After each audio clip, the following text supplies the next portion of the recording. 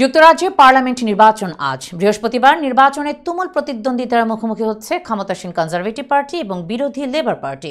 তবে নির্বাচনে ভরাডুবির শঙ্কায় রয়েছে দীর্ঘ 14 বছর ধরে ক্ষমতায় থাকা সুনাকের দল কনজারভেটিভ পার্টি, আর রেকর্ড ভাঙা জয় পেতে যাচ্ছে কেয়ার স্টারমারের লেবার পার্টি, এমনটাই মনে করছেন নির্বাচন বিশ্লেষকরা।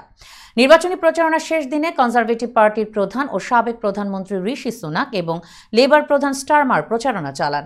শেষ দিনে প্রচারণায় তারা দেশের অর্থনৈতিক বিষয়গুলো নিয়ে কথা বলেন। দুজনই দাবি করেন যদি তাদের প্রতিপক্ষ জয় পায় তাহলে অর্থনীতিতে বিরূপ প্রভাব পড়বে। সার্ভেশনের নির্বাচন বিশ্লেষণে দেখা গেছে পার্লামেন্টের 650টি আসনের মধ্যে অন্তত 484টিতে জয় পাবে লেবার পার্টি, যা 1997 সালে টনি ব্লেয়ারের নেতৃত্বাধীন লেবার পার্টির 418টি আসনে জয়ের চেয়েও বেশি।